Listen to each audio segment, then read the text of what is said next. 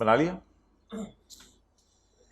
अच्छा जी, presentation page 464 से 468। अब जल्दी जल्दी इसकी एंट्रीज बताएं। पेज 464 से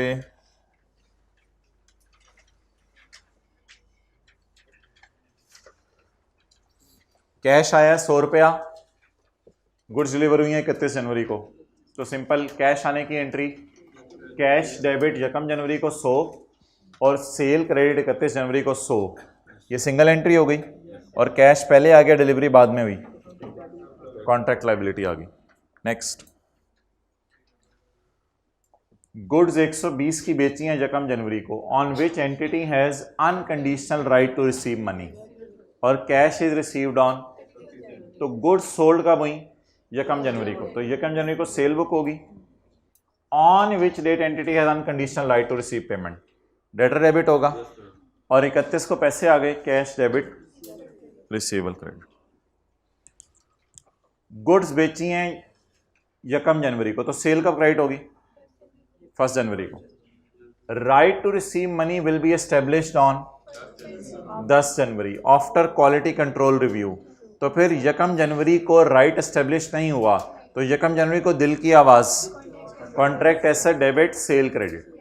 अच्छा, ये कॉन्ट्रैक्ट एसेट अब नहीं भी डेबिट करेंगे, सेल जब क्रेडिट कर देंगे 1 जनवरी को और डेटर डेबिट कर देंगे 10 जनवरी को, तो इतने सिक्के तो मार्क्स मिल जाएंगे ना। और in the end cash debit debtor credit, तो इस दिन दिल की आवाज थी और इस दिन डेटर से पैसे मांग सकते हैं। ये एक मजे का सिनेरियो था, कैंसिलेबल और नॉन कैंसिलेबल कॉन्ट्रैक्ट वाला। Right to receive money is established on 1 March at time of making uh, right establish हो गया 1 मार्च को। Goods are delivered on, cash is received on 18 March. अब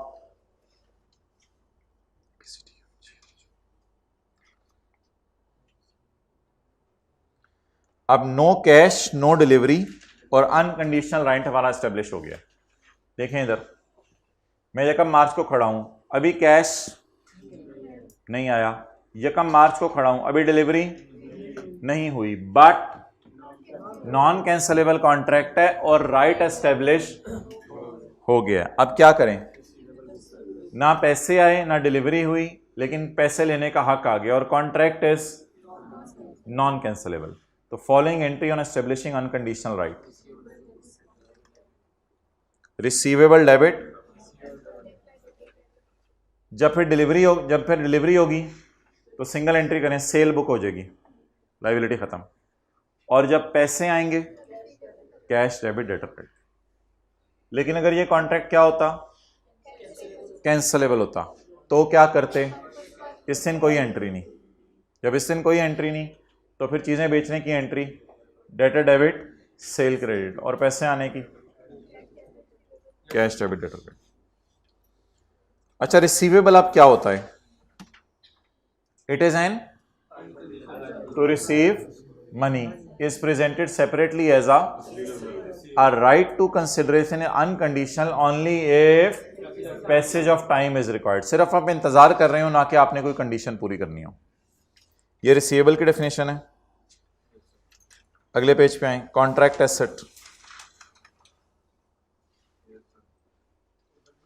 A seller might transfer goods or services to a before customer pays consideration, पैसे ना दे, या फिर payment is due यानी अनकंडीशनल राइट भी ना बना, ना पैसे आए ना पैसे लेने का राइट बना। Contract asset is a seller right to money in exchange for goods और डेट इट हैज ट्रांसफर्ड, चीजें बेच दी हैं उसने, but the right to receive money is conditional on something. Passage of time नहीं होना चाहिए, वो वक्त गुजरना नहीं होना चाहिए। समथिंग, कोई भी चीज हो, क्वालिटी कंट्रोल रिव्यू हो, किसी दूसरी चीज की डिलीवरी हो, कोई और चीज हो।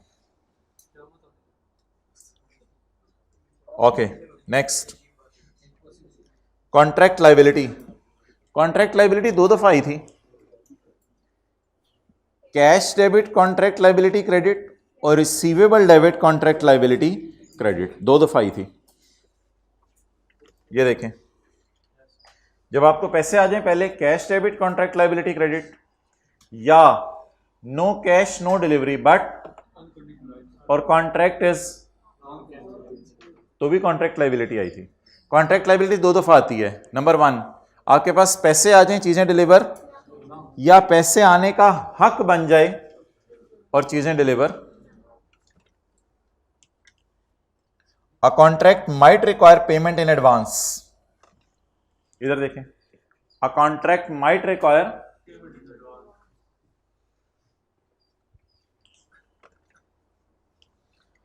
or allow seller a right to receive money that is receivable, or it is a right to receive money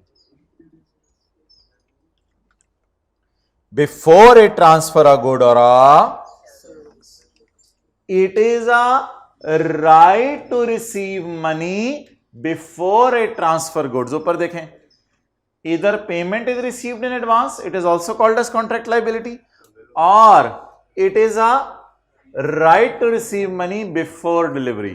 delivery नहीं हुई और right to receive money establish हो गया।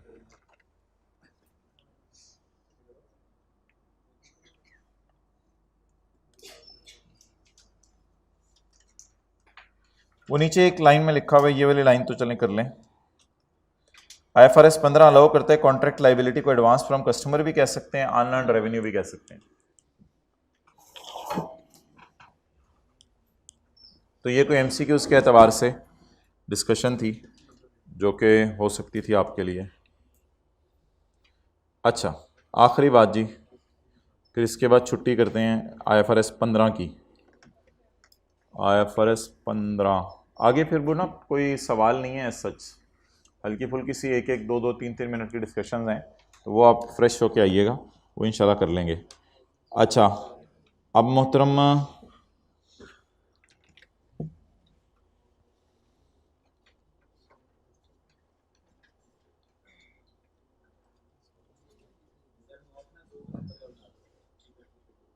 जी, मोहतरम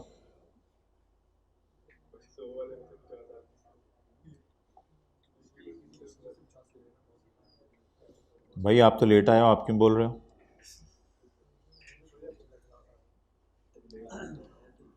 अच्छा जी,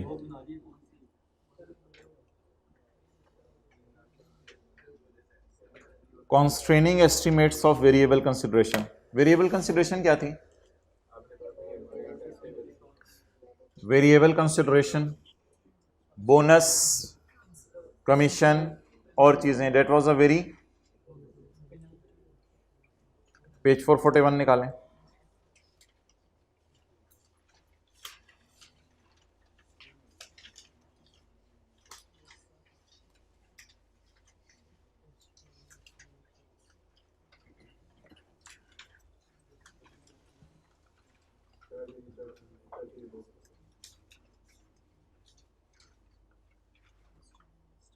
अच्छा जी, there can be number of examples.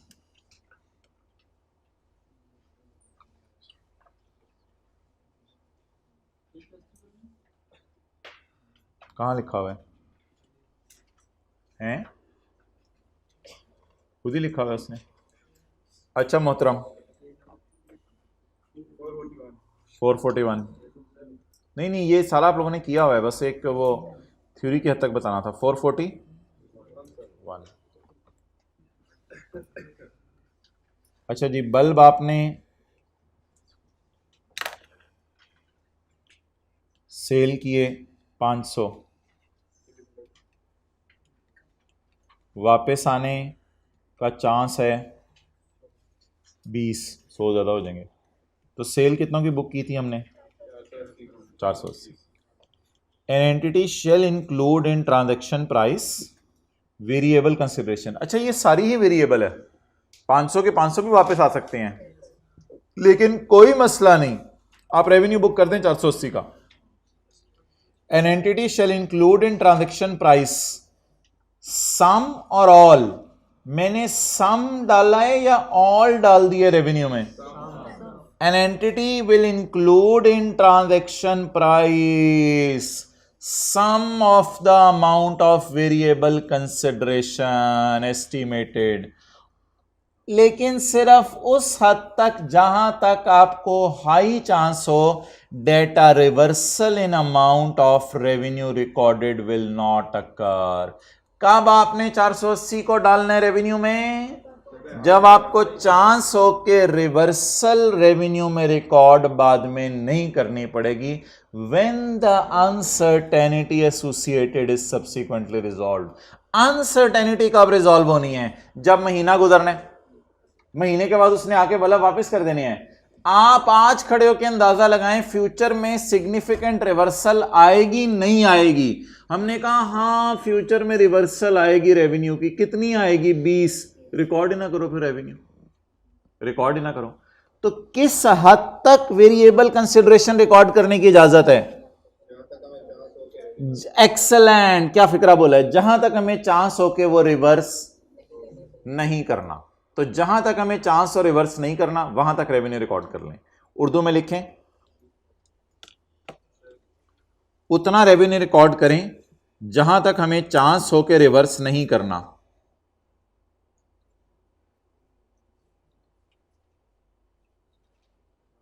उतना रेवेन्यू रिकॉर्ड करें जहां तक हमें चांस हो कि रिवर्स नहीं करना।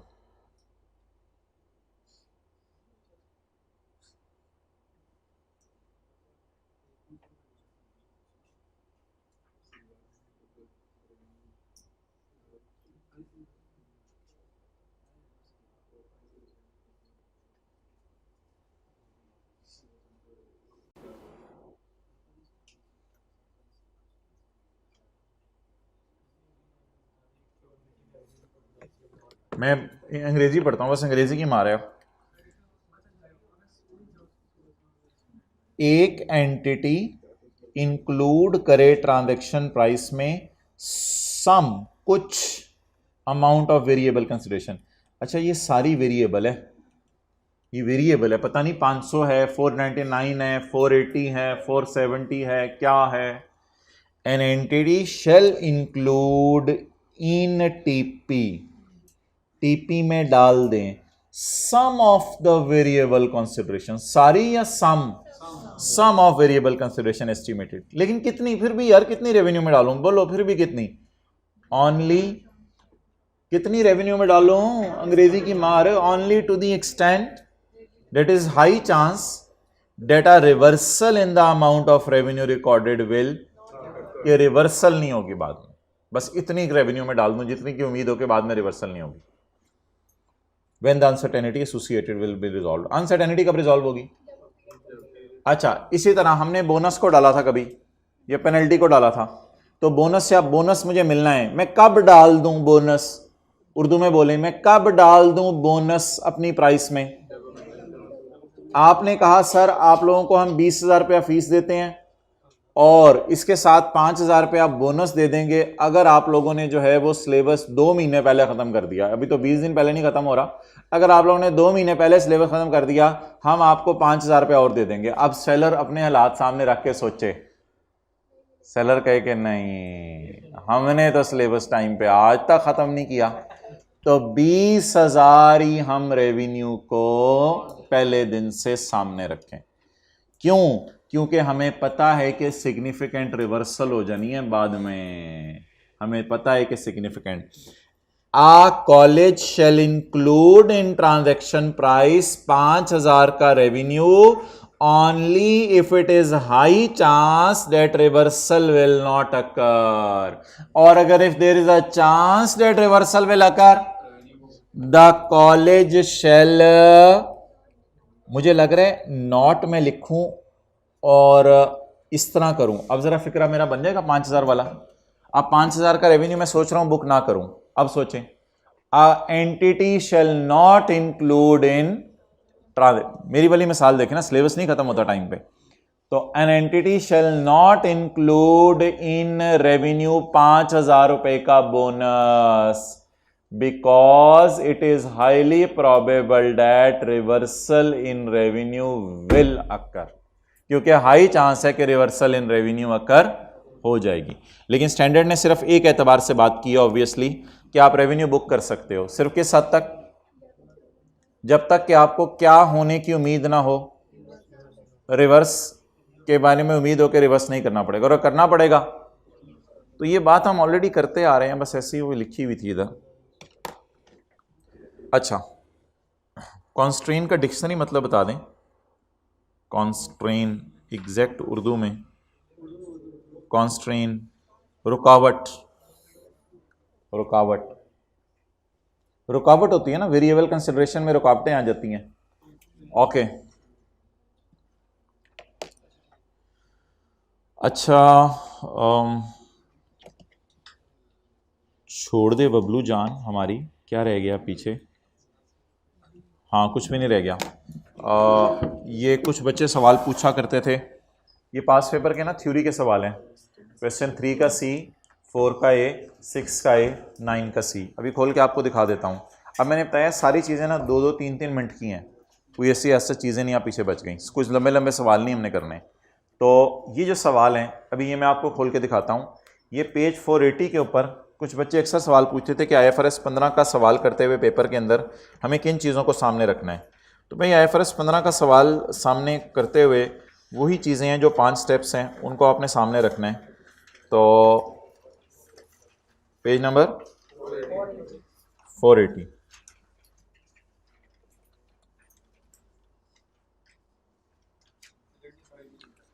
Does the contract exist? Time between receipt of cash and delivery, ये बड़ा इंपॉर्टेंट है। अगर लेस देन 1 ईयर तो डिस्काउंटिंग के चक्कर नहीं होगा, और अगर 1 ईयर से ज़्यादा है तो फिर डिस्काउंटिंग का चक्कर होगा। How many performance obligations are there, are PO satisfied at a point in time और ओवर टाइम। यानी हर सवाल सामने रख के ना ये सवाल उससे पूछा करें। Are stand alone selling prices are available for each PO, if not given. वो जो अभी प्रिंटर वाला सवाल था, एक मेंटेनेंस और मालिश वाली की प्राइस अवेलेबल नहीं थी, वो मैंने मिसाल दी थी। इफ़ नॉट गिवन तो फिर 3 अप्रोचेज अवेलेबल हैं, उनसे आपको निकालनी पड़ेगी।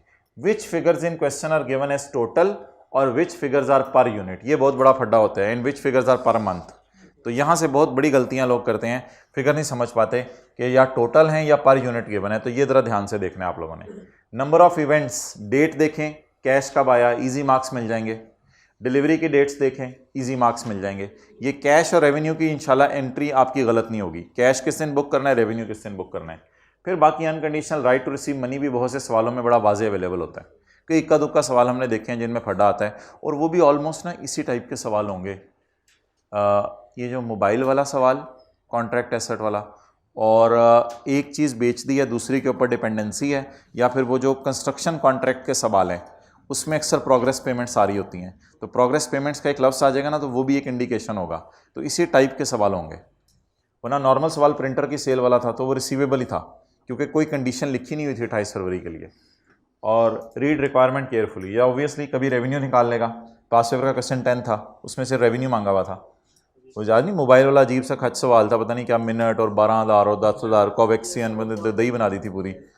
और उसके बाद एक्सप्लेनेशन मांग लेता है कुछ सवालों में, और कभी जनरल एंट्रीज मांग लेता है, और कभी रेक्टिफाइंग एंट्रीज मांग लेते हैं। आखिरी चीज़ क्या लिखी हुई है, पास पेपर के सवाल, पेज नंबर कौन सा होगा?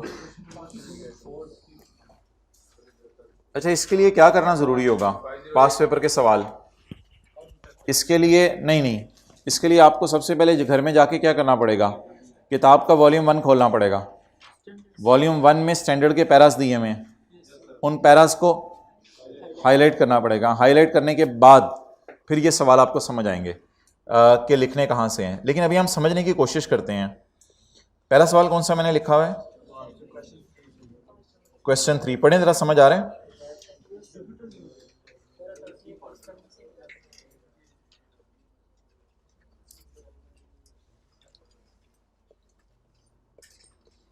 पेज नंबर, हाँ जी, क्या सवाल है जी? An entity shall record revenue when the entity satisfies a performance obligation by transferring a promised goods और service to a customer. An asset is transferred, एक एसेट समझा जाएगा ट्रांसफर हो गया है, when the customer obtains the control of asset. List the different indicators of control. Control के indicators बताएं, कब इंडिकेटर्स कब समझा जाएगा? आपको क्या लग रहा है, eight a point in time की डिस्कशन करना चाह रहे हैं या पॉइंट ओवर टाइम की? अच्छा, जरा कंट्रोल का लफ्ज ढूंढने इधर हमारी डिस्कशन में। अच्छा, ये सवाल ना मैं आपको एक मज़े की बात भी बता दूं, ये सवाल पिछले 3-4 सालों से नहीं आ रहे थ्योरी के। क्यों नहीं आ रहे? कि ये थ्योरी के सवाल तब आते थे जब ये टॉपिक FAR 1 में था, और FAR 1 में फिर स्टैंडर्ड लेके जाने की इजाज़त नहीं होती थी, तो तंग करने के लिए थ्योरी के सवाल डालता था। तो ये जब से FAR 2 में आया है, एक सवाल भी थ्योरी का नहीं आया। तो ये सारे सवाल आपको बहुत पुराने पास्ट पेपर्स के मिलेंगे, आजकल ये सवाल नहीं आ रहे। कौन सा पेज है जी? कंट्रोल ट्रांसफ़र हो रहा है। कंट्रोल ट्रांसफ़र होने के हमने कुछ इंडिकेटर्स बताए थे आपको, पेज नंबर 453। ये लफ्ज़ पढ़ाया था, in addition entity shall consider indicators of transfer of control which includes, ये पैरा 38 है। Entity has present right of payment, customer has legal title, customer. लेकिन ये आप थ्योरी का सवाल मेरा नहीं खल आएगा, आप तो स्टैंडर्ड आपके पास है, उसने क्या थ्योरी पूछ के चार डालना है इसका, स्ट्रेट अवे थ्योरी का सवाल नहीं आएगा। ये लिखे हुए हैं स्टैंडर्ड में पैरा 38, ये तभी है जब वॉल्यूम 1 में जाके आप स्टैंडर्ड के पैरास हाईलाइट कर लो। अगला सवाल 4A, डिफाइन परफॉर्मेंस ऑब्लिगेशन, ये कहां से मिलेगा? अपेंडिक्स, अपेंडिक्स स्टैंडर्ड की, स्टैंडर्ड को भी अपेंडिक्स होती है।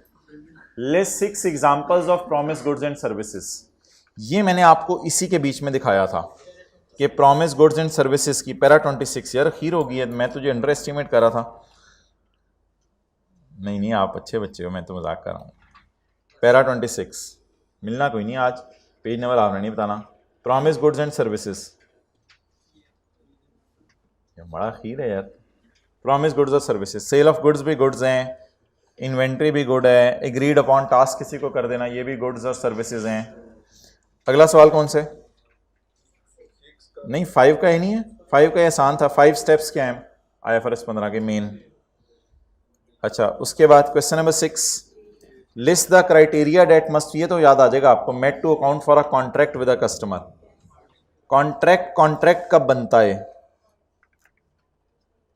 पहली क्लास याद है, 5 बातें पहली दूसरी क्लास में। कॉन्ट्रैक्ट कब बनता है? पार्टीज अप्रूव कर दें, identify each parties terms and rights, ये सारी चीज़ें आपकी कैसे स्ट्रांग हो सकती हैं? वो जो IFRS 15 की समरी दी हुई है एक बना के, उसके जरिए ये चीज़ें कंट्रोल में आ सकती हैं। और आखिरी सवाल कौन से? 9C, nature. हाँ जी, वो 2 पॉइंट्स में लिखे हैं। Nature, timing and amount of consideration promise by customer affect the estimate of transaction price. Defined transaction price, ये अपेंडिक्स से पता चलेगा। List down the factors that may affect determination of transaction price. Transaction price affect होने के circumstances, मेरे भाई इसके लिए ना टॉपिक की थ्योरी पढ़ी होना, एक दफ़ा नज़र मारना ज़रूरी है, सिर्फ उस हद तक जिस हद तक क्लास में करवाई भी है। तो ये देखें, ये था जी ट्रांजैक्शन प्राइस डिटरमिन करना, ये ट्रांजैक्शन प्राइस की डेफिनेशन थी, और factors to be considered while calculating transaction price. ये कुछ थ्योरी के सवाल थे। लास्ट टाइम कब सवाल आया? पेज 437, 2020 में सवाल आया, यानी 3 साल से सवाल नहीं आया अभी तक थ्योरी का। चलें जी, ओवर करते हैं अब नमाज की ब्रेक। लेकिन पहले मैं आपको ना सिर्फ हल्का सा बता दूं, 2 minute 2 minute 2 minute 2 minute 1 minute 2 minute 2-3 minute 5-7 minute 3-4 minute 1 minute. IS 28, इस पर शायद 15-20 मिनट लग जाए। IS 37 के कुछ पास पेपर के सवाल हैं, ये एंड पे कर लेंगे फ्रेश होके। IFRS 9 का भी खास नहीं है। फाइनल अकाउंट का ये सवाल एंड पे मैंने डिस्कस करना है। एक बच्चे ने कहा था फाइनल अकाउंट का कोई एक और सवाल भी करा दें, ये एंड पे आपने बैठना हुआ अटेंड कर लीजिएगा, ना बैठना हुआ ना कीजिएगा। तो कोई इतना लंबा काम नहीं है, मेरे ख्याल से 1.5-2 घंटे की बात है। तो 1:50 पर आ जाए, बंद कर दो।